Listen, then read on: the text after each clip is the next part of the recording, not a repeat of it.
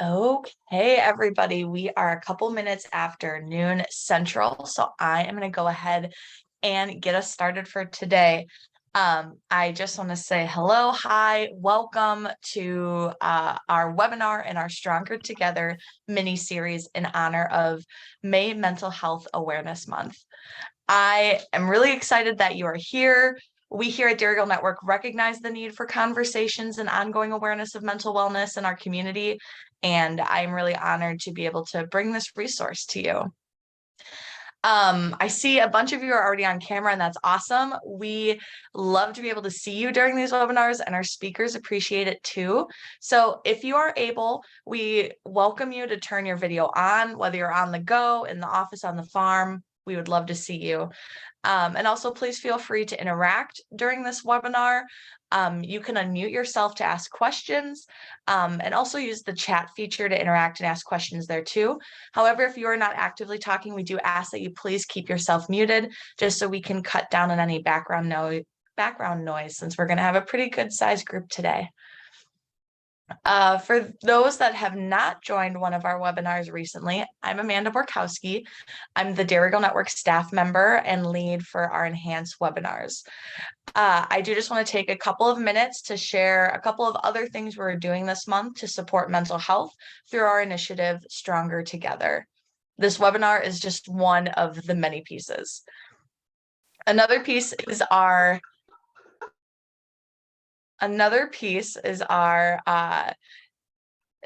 second part of this mini series, which is our Stronger Together Gather and Share guided discussion, which is happening next week, Thursday at noon Central.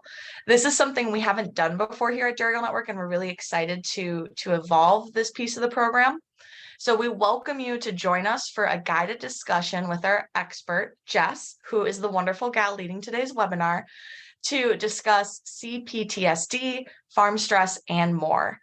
This will be an encouraging place to be open and grow. We welcome you to come to participate, or we welcome you to just come and listen. Jess and others will help lead discussions and offer tips and tools to help you maneuver through whatever journey you are on. This session will not be recorded and will allow you to change your ID name and keep your video off if you do wish to be anonymous. We have built a safe and open space for support and really hope that we'll see you there next week. We also have a rural mental health specialist and DGN resource you may have seen around a bit more this month already, and her name is Monica Kramer-McConkey. Monica has over 25 years of experience in the behavioral health field as a counselor, program supervisor, and administrator. She grew up on a farm in Minnesota and has an intimate understanding of the dynamics leading to farm stress and its impacts on farm families. So if you're a member of our Facebook group, Exchange by Dairy Girl Network, you can interact with her there. Otherwise, be sure to check out our Facebook and LinkedIn pages for weekly articles from Monica this month. And if you're an official member of Dairy Girl Network, you will be receiving these to your email. If you're not an official member, aka if you do not already receive emails from Dairy Girl Network, head over to dairygirlnetwork.com and hit the join button. It's fast, free, and easy, and that will make sure that those get to you on a personal basis as well. And finally, we have a Stronger Together resource hub that lives on our website year-round, and you can access it anytime. This hub has phone numbers, websites, videos, articles, chats, podcasts, and more to support behavioral health and mental wellness. You can check that out by going to our website, dairygirlnetwork.com, and clicking on the resource tab. Now, with that, I'm really thrilled to introduce today's speaker. Jessica Beauchamp grew up in rural Upper Michigan, where she spent most of her childhood with her grandparents who farmed. She was the first to go to college and definitely the first to get a master's degree, since her grandpa dropped out in 8th grade, her grandmother dropped out in 6th grade, and her father dropped out in 10th grade to work on the family farm. Jess wanted to help people, probably because of growing up around pretty constant stress and substance abuse. She also wanted to be outside.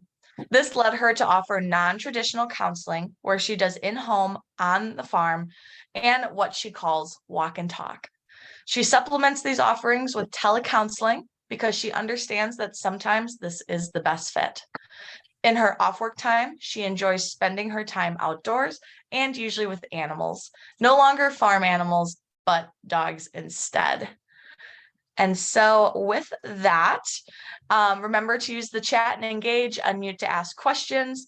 And lastly, I do want to give a really special thank you to the Wisconsin Farm Center at the Wisconsin Department of Agriculture, Trade, and Consumer Protection for sponsoring this mini series with us, and to Zoetis for providing our web hosting and recording.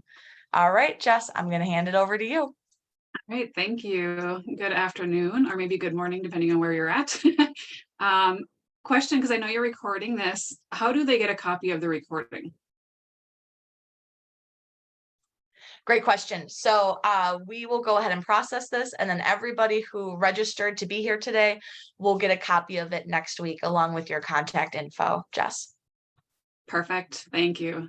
All right. Yes, and as she said too, if you have any questions or anything to offer throughout, feel free to unmute yourself. It doesn't interrupt me in any way. And you can type in the chat as well if you're more comfortable doing that. You can also send a direct message to me in the chat. So if it's something you want to ask, but you don't necessarily want to, blast it to everybody that you have this question, you can send it to me and I will ask it or I will answer it in a generic way. So I won't be calling out to say, hey, so-and-so asked this question. So that's available for you as well. So as she was saying, I'm Jessica Beauchamp, or Jess Beauchamp. Congratulations on saying the last name right. We worked on that. Usually there's so many different ways to say it. So usually it gets a little slaughtered, but I go with it. And I also get called Jennifer sometimes. So, I just kind of go with it as long as I know they're talking to me. We are here today and we're going to talk about CPTSD. And it's called, sometimes people will say chronic post-traumatic stress disorder. It actually stands for complex. It's pretty interchangeable though, I would say. And kind of what that looks like, kind of the differences between that and PTSD, which you probably are more familiar with or at least have heard of. So let's get started. All right. So PTSD, or post-traumatic stress disorder, first recognized as a condition because it affected mostly some war veterans or those in the military. It can be caused by a number of different things. It's a number of traumatic events. It could be a car accident. It can be a natural disaster that was unexpected. It could be a near-death experience. It could be isolated acts of violence or abuse. Really, any singular traumatic event can potentially cause symptoms of PTSD. Sometimes this might be referred to as big T trauma as well. So if you've heard that before, I'm talking about the same thing. So that'd be big T trauma. It is true that trauma can happen from a singular traumatic event on the farm. It's also true that traumas can happen from a continuation of chronic exposure to events. Also, that can happen when they happen repeatedly, right? And it can happen to those that experience the event or happen to those that witness the event, right? So you don't actually have to be the one seeing the thing that just happened. It could be hearing about it. It could be hearing it and just not seeing it right in front of you. So there's many different ways that someone can be exposed to this. So then CPTSD, commonly called, again, complex trauma or little t trauma, right? And that's our focus today, is another form of PTSD in that it's not just the one single, like the stressful moment that causes it, it's the multiple small traumas, right? So they just get compounded on one another. Typically in a shorter span of time, so it's not like years between things that it turns into a trauma. It's things that just keep to pile up and that you're not able to work through. It more than often will lead to an increase in distress within yourself and can lead to trouble with emotional functioning. And so PTSD, kind of one singular event that you're either in or witness to. CPTSD is those ongoing compilations of events that have been happening days, weeks, months, or years.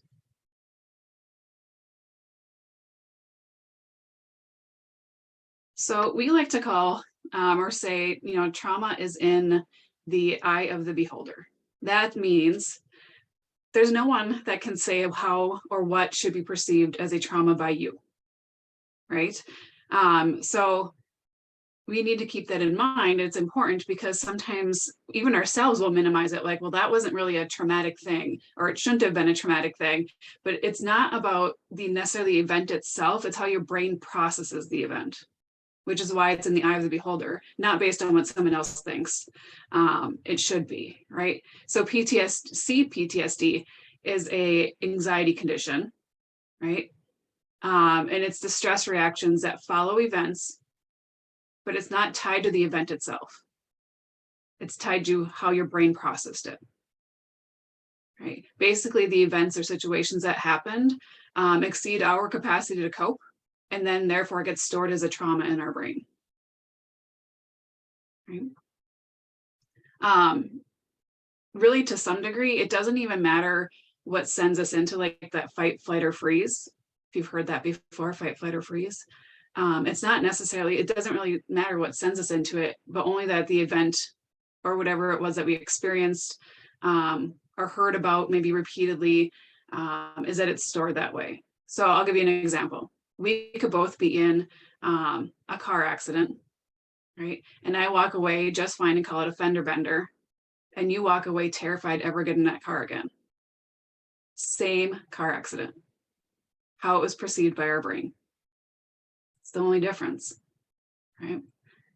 So everyone's brain experiences events and situations differently. This is why trauma is in the eye of the beholder, right? It really is, how did your brain interpret it? And often it's dependent on predisposing factors. So we'll go through some of those. So maybe it can help you get a better understanding of why something might not seem like a traumatic event or events to you, but maybe to someone else. This also can help you have empathy for others when maybe you've experienced similar things and they seem to be taking it differently than you are, right? Or have different reactions than you are, or you're having different reactions than they are, right? That can go both ways. So having some empathy for yourself, right? So the events, again, can cause immediate, like right away, you can have reactions. It could be delayed, meaning that some things are happening and then like weeks from now you have a reaction and you're like, why am I reacting? I don't know what the heck is going on. Or it could be even long-term. So it's something that doesn't really get triggered for quite a while, right? So you don't even really know what the events were that maybe started this process in your brain in the first place, right? And again, there's no right or wrong. Each person can react differently. Right. So I'm going to explain further a couple of these predisposing factors. You can obviously read through all of them. Some of them are probably pretty self-explanatory, but I'll just go further on a couple. So past experiences. This means, have you faced any of these types of situations before? Is it a repeated experience? Also, how did you manage it before? Right. Our beliefs. This can include things like the belief that you need to get help, or what you believe about actually help-seeking behaviors, right? Are you a person that maybe believes it's a weakness to seek help? Is it a weakness to talk about the things that have happened? So those would be some of the beliefs that we can hold. Another predisposing factor would be our perceptions. So what you tell yourself about an event or a situation, okay, how you perceive it. So for example, on that, like if a dog jumps on you, do you perceive that as a threat, or is it a cute doggy needing some attention? Right. That's how we perceive things. And how we perceive things is what we tell ourselves about it, and then it definitely frames our feelings and behaviors. Another predisposing factor could be about morals, and that's what we believe to be right. So if something happened to you or around you that you believe is wrong, you are more likely to hold on to that stress. Right. Avoidance would be another one. If you are typically a person that avoids your feelings or emotions, meaning you're not honest to yourself about them, maybe you don't talk about them to other people, it can make processing events or traumatic experiences really difficult because you're not used to it in the first place. And so when this big thing happens, you're really not going to feel comfortable sharing it. Or if there's repetitive big things that happen, you're not going to be in the mindset of sharing it. Right? Also, positive things can have an impact. It's not all doom and gloom. There's all positive things too, and predisposing factors that have an impact on us. So it could be things like how many supports do you have that you like get you talk to truthfully, honestly? Most of us don't have like a ton of people. It's not like high school where you had all these friends, right? And when you're an adult, it usually ends up being like one or two people that you might trust with some of your information. So do you have some supports that you can go and talk to and that you actually truly tell what's going on? How do you typically take on challenges? Are you kind of solution focused and positive, or does it seem to be like a wet blanket and just weighs you down? Right, so those also have an impact. A number of stressors, meaning there's a pile up. And I'm going to show you here. You're going to see my awesome drawing skills. It's kind of funny because actually my side job is I'm an artist, but whiteboard on Zoom, you would never be able to tell. So you're going to have to give me some grace here on my drawing skills on whiteboard. So we'll draw this little line here. We can call this kind of our baseline, kind of where we are day to day as, you know, our stuff happens in life. When we are going along and experiencing stressors, most of us kind of, you know, we feel the stressor and then we kind of come back down, right? And then we know other stresses are coming. So maybe a couple of days from now, it's like, oh man, I got another stressor again. And then I come back down, right? And this kind of just goes on. This is like life, right? Nothing great, nothing big.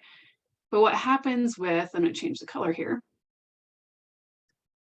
With those that really aren't processing what's going on or don't stop to take a minute to say, wow, this thing happened, this is how I'm feeling about it or talking about it, is that when the next stressor happens, it seems to go, woo, way up. And then it takes a long time, if ever, to get back down to baseline. And you know what happens before you get down to baseline? Because we're human, we have another stressor, right? So now it's just built on top of that one. And then we have this one, right? And it just keeps going higher and higher. And oftentimes what happens, if you get to a point of being like, man, I don't feel good, emotionally things are happening, maybe I'm getting more explosive or whatever it is, we often look at this last thing that kind of like set us off, but it's actually the whole thing, right? I work a lot with families and kids, and parents will say to me, they just exploded over doing the dishes. And it's like, it wasn't about the dishes though. The dishes was the last thing over here. It was all this other stuff, right?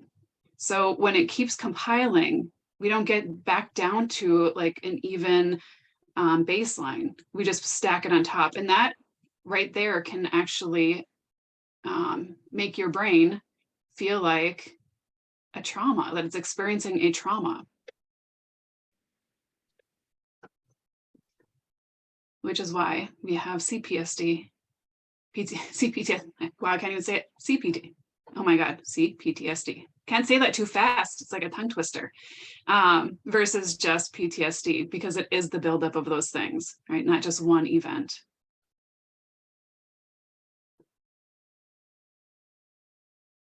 So let's talk about some examples of events or situations, because sometimes that can be confusing too, like what is considered, you know, if it happens multiple times or enough times that it could cause a problem. So we obviously know in farming, you are experiencing stress from constant responsibilities. We know it's a 24/7 job. A lot of people live on the farm as well. So it's not like you're packing up and going home for the day. You're literally walking, you know, the 100 feet to your front door and you look outside and you can see it all day long and all night. If something happens, you're right back out there. So that alone, right? How often are you really actually getting back down to baseline? Are you always ramped up? Also, if you are experiencing any injury or illness to yourself, even if you ignore it, it still happened, right? Even if you duct taped it up, it still happened. How much is that happening? Or injury or illness to others? Because if you are having injury or illness to others and things are falling back on you, and we know that there's a lot of injury on farms, that also is a stressor. Right? The tension between multiple generations that run a lot of farms, right? It's a daily thing. It's then you have your family and your businesses kind of mixed together. So maybe for some folks that don't have that, they could go to their families and have them as their support. But if it's the brother that I just argued with today over something on the farm, I'm not going to go with him to him as my family member for support because I just had the argument with them, right? So it kind of removes some of those natural supports you might have available to you, which if you remember predisposing factors, one of the positives is, who do you have in your life you can go to? Sometimes family gets removed from that list if we are also working with them.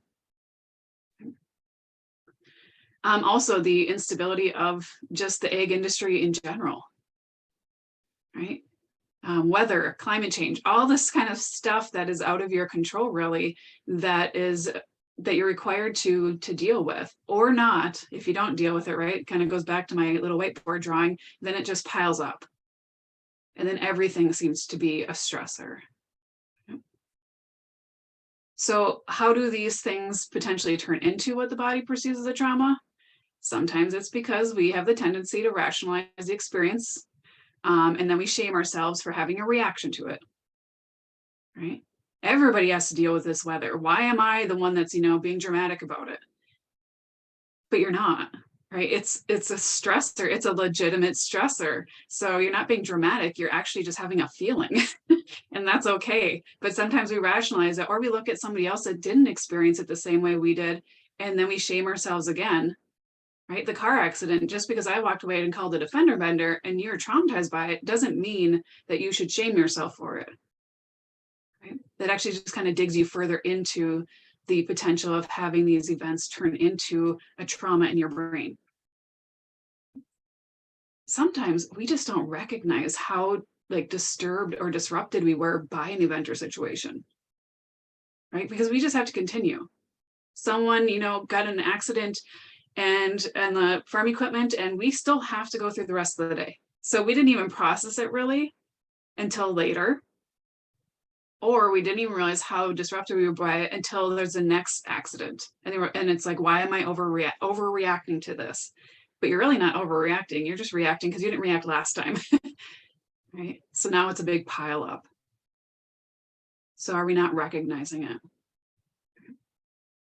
When all or some of these things are happening, and as a farmer, you're not able to process it, or of a farm family, you're not able to process it or move on, right? And shoving it down is not moving on. I'm just going to throw that out there, right? Just putting it down there is not moving on. That's just shoveling it down and waiting for it later. I always tell people, you're pushing it under the carpet, and eventually you start tripping on that carpet, right? Eventually you can't get over it. That's kind of what shoving it down is. That is not processing. Right? So your body starts to feel the experiences as a trauma. If your body experiences this feeling as a trauma, it will react as if it's being traumatized. Right? When we have that happen in our body, we have a range of experiences like physical, mental, emotional, behavioral reactions and symptoms that can happen. And then, of course, a lot of people have a mix of this stuff, because even though you're a farmer or you work on the farm and you have all those experiences within the industry, a lot of the stuff on the screen, right, is happening possibly as well. You still have personal relationships. Maybe you're married. So could be domestic violence. There could be legal trouble. There could be infidelity. There's, communication problems. So we have all this human stuff as well, not just what's happening to us business-wise, right? So there's a combination.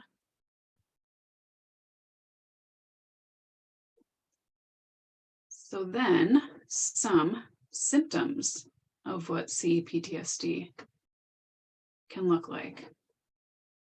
Just to let you know too, these are also your body's normal reactions to stressors, right? When they happen to us, we have these experiences, and then in most cases, they kind of minimize or go away as part of our natural healing and recovery process. So over time, we manage the stressors and we're okay. What happens when it's perceived as a trauma is that it comes and goes, right? Based on triggers. So I don't know if you've heard the word triggers before. It's basically something that happens that causes us to feel a certain way, which then causes us to usually behave a certain way. Right? So when it's going beyond just a stressor that, goes away and we're good with healing in time, this is one that unfortunately can keep rearing its ugly head. Right? So I'll explain a couple of these a little bit further as well.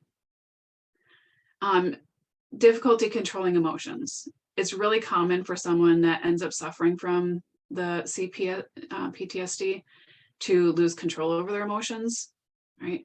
It could be like an explosive anger. I hear it a lot of like, I went from 0 to 10 like that. It's like, okay, but it felt that way, but there was stuff going on that I'm guessing you're just not picking up on, right? There was a trigger of some sort, and because your brain perceived it as a trauma, it went like that, right? It could be a lot of sadness, right? It feels like it's unexplained. Like, why am I sad this week? Like, nothing's happening, but it's because of things that happened before, right? And for whatever reason, your body's perceiving that is kind of happening now. Depression. It could even go as far as like suicidal thoughts. We know the rate of suicide on farmers is really high. Right? And so it can go beyond the thoughts and actually to trying to just getting what I call tunnel vision of thinking this is my only way to get rid of these things. Thankfully, it's not. But when we're stuck in that frame of mind, it can feel like that's the only way to stop it, right? To stop kind of that emotional pain. They kind of describe it to people like if you're out in the woods, say hiking or just walking around picking berries, whatever it is, and you stumble upon a bear, what are the chances you're going to remain emotionally calm? Probably not, right? So you're going to have difficulty controlling those emotions. And you can try to shame yourself and be like, I should be calm, but by the time you're done doing that, you're going to be eaten. So you have to make decisions, right? And that's really hard when you're in that state. And that's kind of like the difficulty of controlling emotions. Also, when someone's in this kind of state of having these symptoms going on, it's difficult to talk them like down from it, right? If we're both out there and there's a bear and I'm saying, hey, but come look at this cool tree over here. And you're like, la, la, la, right? You might knock me out and be like, no, I'm out of here. Like, I'm not sticking around. So talking to someone when they're in this state can be very difficult too, which is why when we get to kind of what you can do about it, it's important to be aware of that, right? So maybe it's not you that's having these symptoms, maybe it's someone else. And how can you help them in those moments, right? When our brain is perceiving a trauma, it is like we're being chased by a lion, except nobody else can see it. But it's real. It's very real. Your brain is saying this is real. Or for those of us in Wisconsin, it might be a bear, right? Another symptom of the CPTSD is negative self-view, right? Can help us or can cause us to see ourselves more negative. We can start shaming ourselves more. So we get on this vicious cycle of, what kind of beating yourself up internally in your mind. Also vocally, I mean, are you around people? Do you hear them like kind of talking negative to themselves? Do they call themselves names? Do they, get really frustrated when something doesn't work out and they take it out on themselves?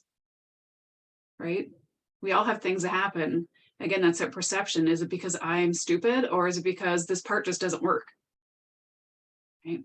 So that negative self-view, when we have this stuff going on, can get really deep of that I am the one that's the problem, not that this thing, whatever's going on, is the problem.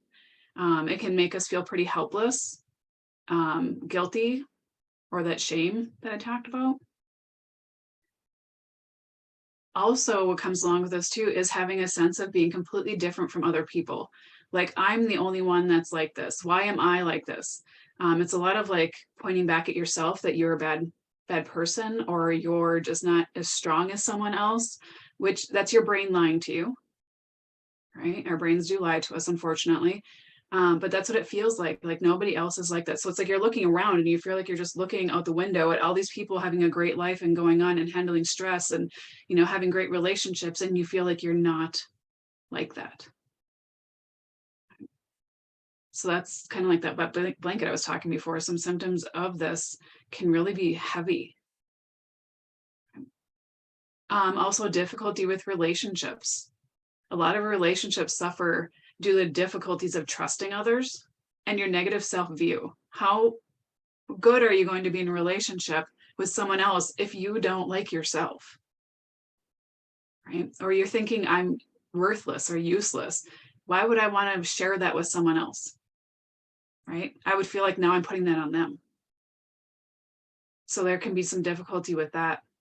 A lot of times We can also see people when they're having a lot of these symptoms too, that they avoid relationships, right? They kind of detach from people.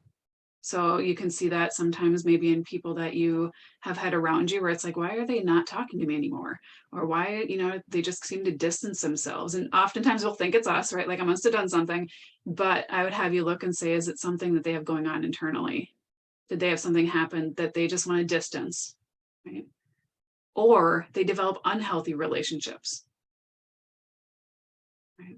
A lot of people with traumatic pasts or traumatic histories will end up getting in relationships, whether it's friends or romantic relationships, whatever it is, with people that are typically toxic, because that in the brain is like a dopamine rush. It's exciting, where a healthy relationship is boring, right? And because we're so like feeling blah, well, excitement is what we want. So the person that, I always say for women, a lot of times, I know probably most of you on here are women, or most of you listening will be women, that we look for like the bad boy, right? That's because that's exciting. A healthy person that goes to work and, is committed to a relationship, is, want to take care of their kids, that's kind of boring. If you have some traumatic histories, right? We want the excitement. And so we can start getting into those unhealthy relationships. And maybe in the past, there wasn't unhealthy relationships. So that is a real big change, right? Like all suddenly they're going towards people. Maybe they're actually part of the infidelity. They're going from this really supportive, healthy relationship and they're having an affair. I would say there's something going on, right? What's causing the change? Most likely there's a pileup of stuff going on, and this is their kind of way of getting that excitement, right? Another thing is detachment from the trauma itself, right? So people can disconnect from themselves. It's called depersonalization. It's almost like an out-of-body experience, like they're going and going, but they're not really there, right? You may have heard of people, like the word mindful has been coming up a lot in the last handful of years, of being like present with what you're doing, whether it's, using all your senses. So a person that disconnects from themselves can kind of go through the whole day and really not remember the whole day. Because even though they did the things, right, they were there and going through the process, they weren't actually mentally there. So they're detaching. They can also detach from the world around them. So it's just kind of like they're existing and doing things that don't take much thought, right? Because we like habits. So we kind of get used to doing things without thinking. Some people can also detach from the actual trauma itself or block it out, but their behaviors usually show there's something going on. So for them, it could be really hard. Like when I have people coming in for counseling and they're like, I'm doing these things and I just don't know why. Like, please tell me, like, what is going on? Like, am I just a bad person? And I hear that a lot, unfortunately. Like we take it as I'm a bad person versus something is causing these behaviors. And a lot of times people will forget or block out that trauma. And so you kind of have to tap into it, be like, it makes sense of why you're doing X, Y, and Z, right? Your body is reacting, your brain's reacting from this trauma, even though you don't totally remember all of it. And then another one on here too, another kind of symptom that could be happening is the loss of like purpose or meaning in your life. So this can really impact someone's like core beliefs. Do their beliefs seem to be changing? Their values, right? Maybe religious or like faith-based kind of stuff can be changing. Is it someone who was really faith oriented and now they're, there's no God? Is there now they're total atheists and you're like, whoa, what is going on here, right?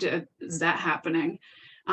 Losing their hope in like the world and in people, right? Everybody's bad, nobody's trustworthy, kind of those kind of big things. They're losing their sense of meaning or connection with others as well, right? All of these symptoms, and there's physical ones too, right? You can see them on the screen, like headaches, increased heart rate. Usually it's increased blood pressure, gaining weight, things like that. But all of them can be pretty life altering, right? And can cause definite significant impairment in us, like personally, with our families, with our friends, educational. So if you're, working or have, kids in your life or young adults that are maybe in school, can definitely impact that. It's really hard to focus on math when, I feel like I'm being chased by a bear. Like math is not my priority right now. Surviving is my priority. Job wise, We say our farms are as healthy as our farmers. Right? So if we don't take care of things, you can see farms suddenly, like, upkeep's not happening. The animals don't look very good. They're selling everything, right? There's all these kind of signs that are going on that they're mentally and emotionally not feeling good. And just all areas of our life can really have an impact, on them.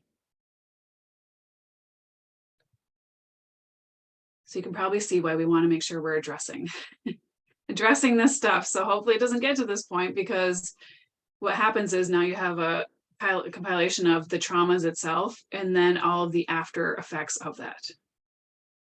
So if you have these, experiences, these events that kind of lead your brain to feeling like a trauma, and then you start having affairs, or then you start selling all your equipment, or then, all this, you're detaching from relationships. Now, when we work together, it's going to be working on fixing that stuff and healing the trauma, right? So we kind of pile it up.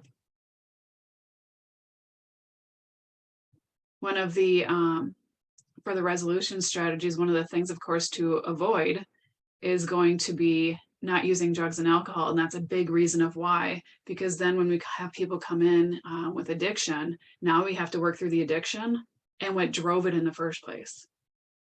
Right, so now we just added on another thing. I'd prefer to just work on what drove it in the first place without having the negative stuff that got piled on, because sometimes that's very shameful then too. So now we have to work through that. Right? So if you or someone else is thinking like, man, I have some of this stuff going on, maybe you're not self-medicating it or, kind of dealing with it in a negative fashion at this point, I would recommend not waiting to get to that point to address it. Right? So there are some things that you can do for yourself, you can do for others as well. To, if you're noticing some of these symptoms, behaviors are communication. Doesn't matter if you're 4 or 80, right? The whole lifespan, our behaviors are communication. Whether they're good, bad, or ugly, they are communicating something. Sometimes we don't like them because they don't feel very nice and they feel like we're being attacked. But even a kid who's swearing at you, that is communication, not what they're saying, but why they're saying it. Right? So we have to look at what's behind it. So you might have people that are around you that you're feeling like something's not, kosher. And maybe you can help with some of these resolution strategies, or maybe it's you that are feeling some of these too, and you can use them for yourself. One of the biggest things, of course, is being honest with yourself about the stressful situations, not minimize it, not shame yourself, right? If you're stressed because, it's supposed to rain tomorrow and you really had stuff that had to get done, is shaming yourself helping? No, right? Being honest with yourself to say, this really sucks and this is throwing me off, right? What we resist persists. Have you ever heard that before? What we resist persists. The more I fight it, the stronger it gets. Right? Being open with yourself to saying that, I'm going to struggle for a period of time. That's validating yourself that this is a normal response. I'm allowed to be mad that it's going to rain tomorrow and totally throw off my entire day. Right? I don't want to unpack and stay there. But if I can tell myself that, yeah, this is pretty normal, then it's less likely to compile, right? That's what we want to try stopping, is the compiling. Also really great is to become aware of your triggers if you can. Sometimes it's helpful to have an outside party with this, because they can hear kind of what you're talking about, and they can actually say, wait a minute, I think you've said this thing like 3 times now. I'm wondering if that's a trigger, right? Every time it seems like you're working with your brother, like you're angry, like you don't know why, but every story you've told me has to do with your brother being in the same vicinity of you. So I'm wondering if your brother's a trigger, right? You talking about it might not figure that out. So talking to someone can be helpful for that. And then, of course, when you become aware of your triggers, if you can avoid the ones that you can, that's awesome. We don't have to fight our way through every one of them, because if there's ones we can avoid, do that. Because we're going to have some we have to work through, and let's save our energy for those. But becoming aware of them and being honest about them. Sometimes, because we're so loyal to our families, a lot of times, even if they're just so toxic and unhealthy, we will kind of minimize it to ourselves. If it's your brother that's the trigger, it's your brother that's the trigger, right? It's okay. It doesn't mean you don't love him. It doesn't mean that, you know, the relationship is gone. It just means that he's a bear. It feels like when you're with him, he's running after you, right? So being honest about that. An awesome thing that you can do too is pre-plan what to do. So if you're a person that knows you're getting triggered, maybe you can't avoid it, then pre-planning what you can do is great, because then it's not a big shock to your system. It's not something you're unaware of. You know that being around your brother is going to be like that, and you have to have these weekly meetings. So therefore, I need to do something to make sure I'm not going into those meetings with minimal stress.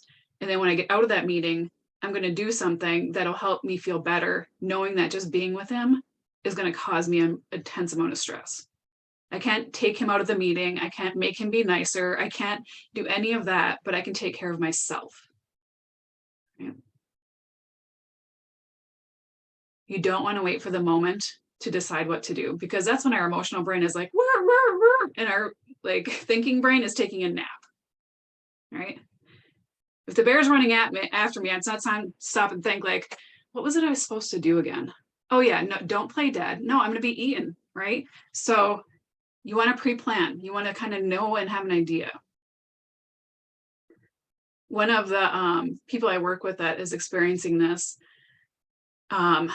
music is really helpful for her. And so it's like, don't wait until it happens to be like, where's my music? No. So what we did was, in her vehicles, in the house and in the barn, there are little, the iPods. So that if she's out there in the barn working and she can feel herself getting ramped up because she knows some of her symptoms, she can just go grab that and put it in. Right? We're not trying to search for the music at the time where I'm getting ramped up. We want to have it available. Right? And if that means having multiple old phones or whatever it is going to be, so you can have music in those different places, then do that. That's a part of, you know, taking care of yourself and just being honest that that helps me. So why would I not do it? Right? Trying not to shame yourself. Right? We end up getting anxious about our anxiety. We get depressed about our depression. And it's a vicious cycle. I like to remind people, when we get a cut, we don't take a knife and try to see how deep we can cut it, right? We usually go get a Band-Aid, maybe some duct tape, maybe just a paper towel. We get something to stop it. We don't go get a knife and cut it deeper. That's what shame is. I feel bad. I'm going to beat myself up so much that I feel even worse. It doesn't help anybody. Shame never got us out of anything. It just makes us feel bad. Okay. Back to the drugs and alcohol, not self-medicating. It might feel really good in the moment because you're numbing it, right? You're able to kind of shut your brain down a little bit, but it's a Band-Aid on a broken arm, right? And that broken arm is going to heal wrong, and then we have that to fix, like I said before. So, you know, if you're thinking of that, that's a huge sign to say, I'm not dealing with this well. I really should be talking to someone or reaching out. Taking time for yourself whenever you can. I know sometimes you're like, I'm working all the time. If you're, you know, able to, if you, there's an exercise you like to do, like I have a couple couples actually that I work with that were both kind of triggering each other, but they really like to ride bikes. So they got back into like riding bikes, and it's not all the time, but you know, it's once a month and they get to go out. This feels good. They get to connect again. That is a part of self-care, and they fought it for so long. And now it's funny because I hear all kinds of stories about them riding bikes, and now they're traveling all over to ride bikes. And it's like, and I'm talking about pedal bikes. And so that's awesome, right? It's like, don't rob yourself of taking care of yourself. You know, take a nap if you feel like you're exhausted. You know, lay in a hammock if you have one of those. Read a book, listen to music, right? You want to do something that makes the feel-good chemicals in your brain spark up. We'll make better decisions when we have the feel-good chemicals going. Also, being honest with those around you about what you're experiencing. Doesn't mean everybody, don't go scream it from mountaintops that you're having a stressful time and need help. You know, is there one or two people that you truly trust that you could share with them what you're actually experiencing? And then tell them what you need. Because if you tell them what you're experiencing and then you don't tell them what you need, they're going to accidentally do something to try to help that could make it worse. right? If you need someone to just listen and they start offering advice, guess what? You're going to get more stressed, right? You just need them to listen. So saying, I need you here and I just need you to listen. I don't even want you to like talk back. Just head nod if you need to, but don't say anything back. I don't want your help in that way. Or I need some advice, right? Maybe that's what you're looking for. We always need to tell people what we actually need from them. Let's not get in the guessing game.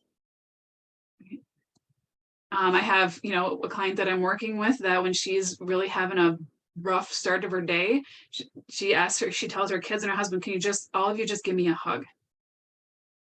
Right. And she's like, it just feels better. And it does, because that actually sends dopamine off. So it makes sense why it feels better. But she couldn't wait for them to guess about that, right? Because she would say it before, like, why don't they just hug me? I'm like, because they don't know. If you're having a rough day, you probably look more like a porcupine and nobody's coming in for a hug.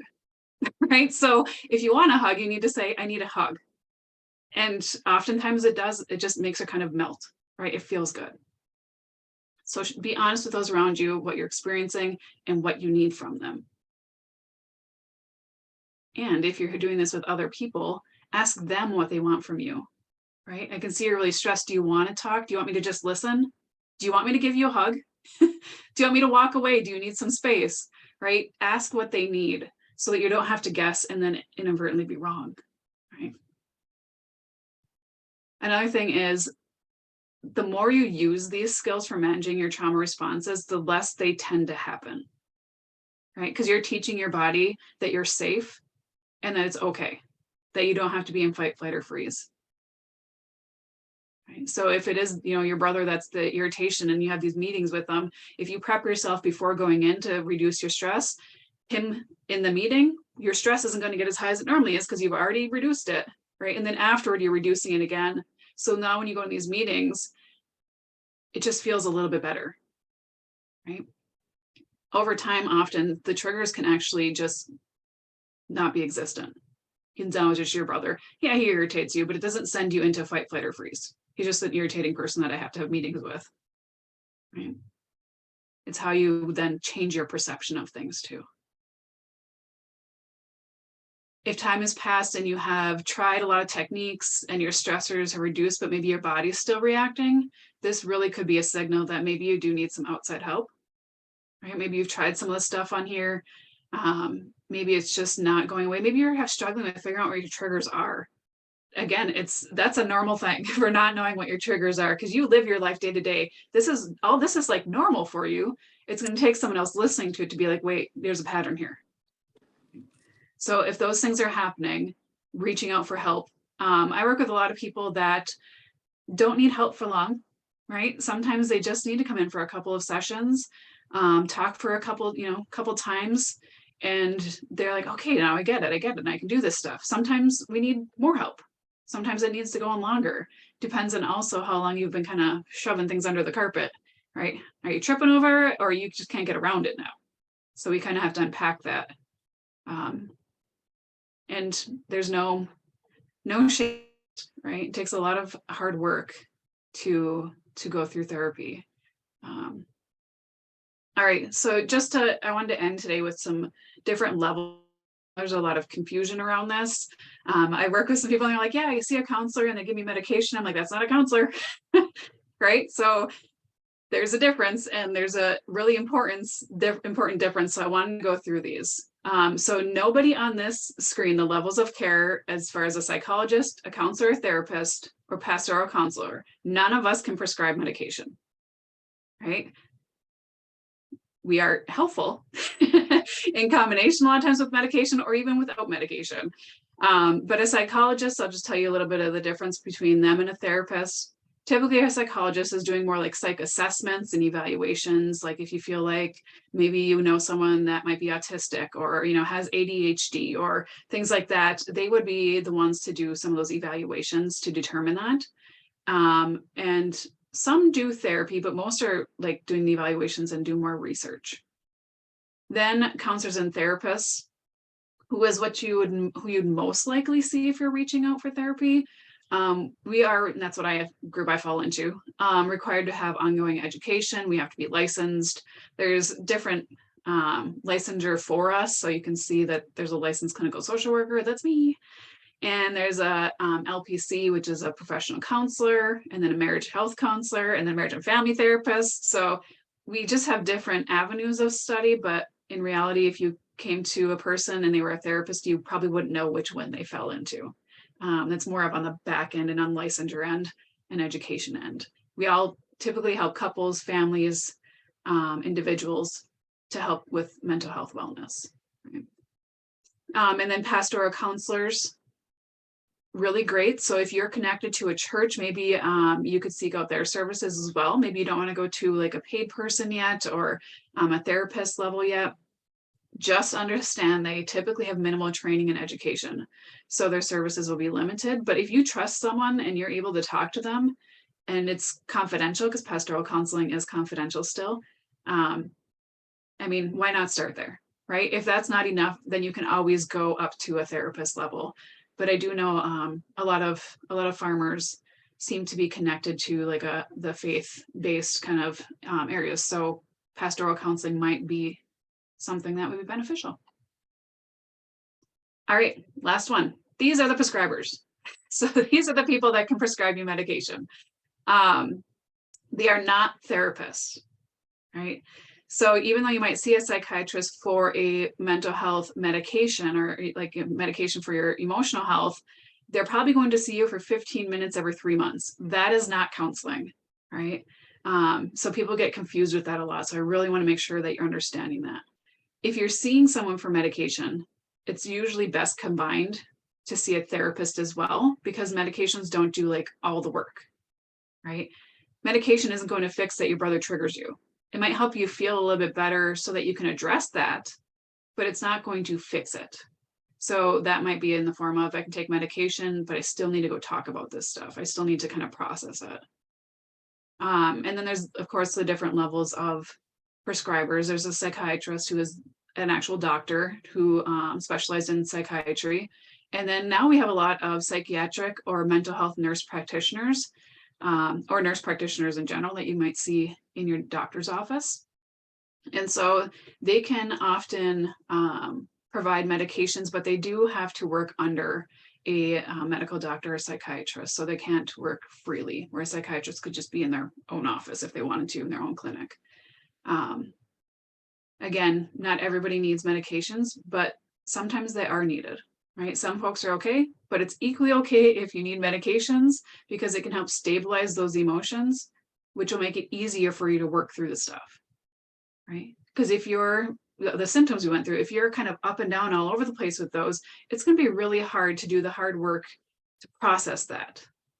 So if you're on maybe like an antidepressant, it'll help even that out a little bit so we can process it. And then you can go on. And some people need them for life and some don't. Same thing with counseling. Some people may need it for life. Some people don't. So it's really dependent on what you and whoever you're working with feels would be like the most beneficial. All right.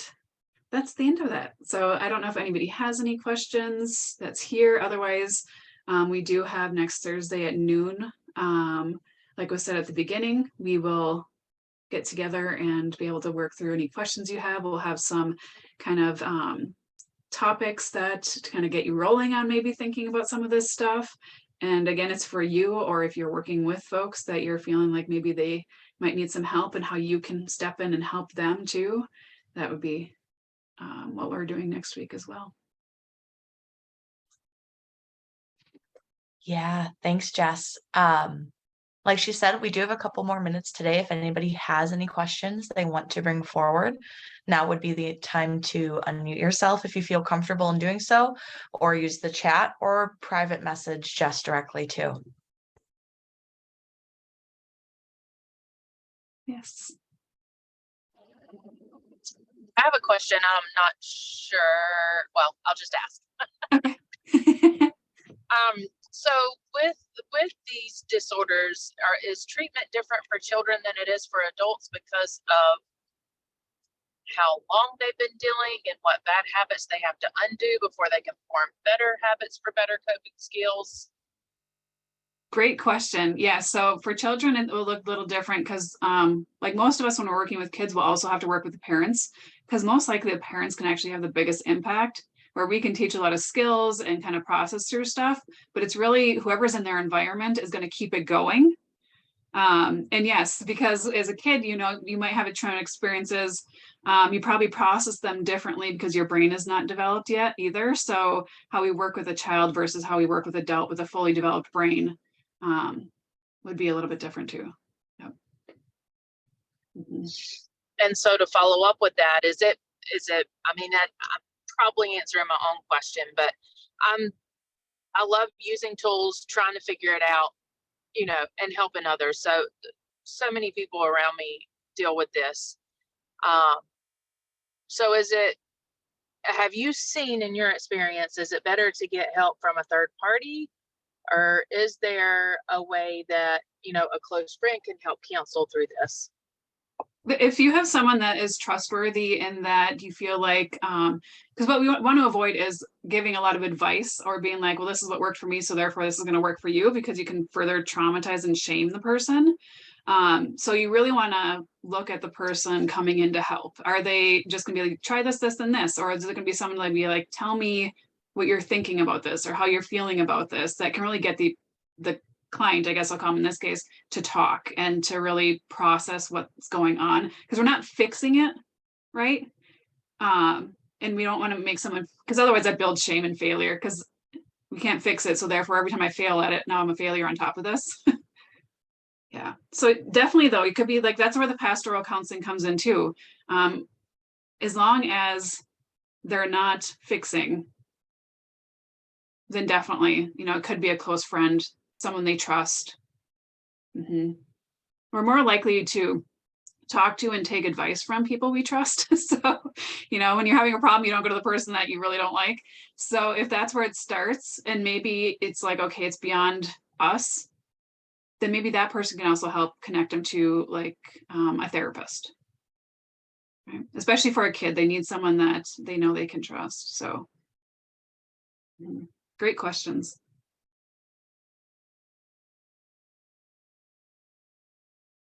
Anything else in the last like 30 seconds we got here? Otherwise, we do have next week as well.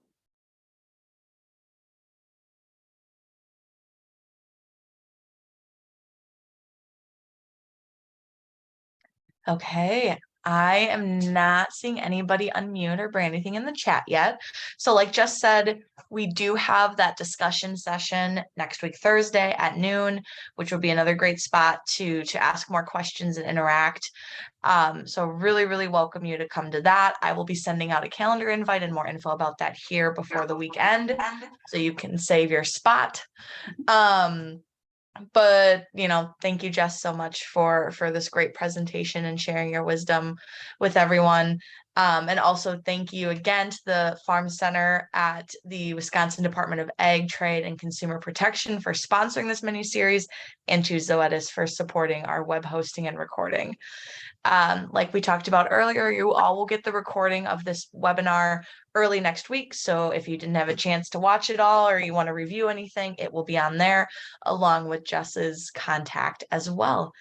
And we will hopefully see you next week, Thursday at noon Central Time. But until then, have a wonderful rest of your week. Thank you all. Yes. Thank you for coming. Bye.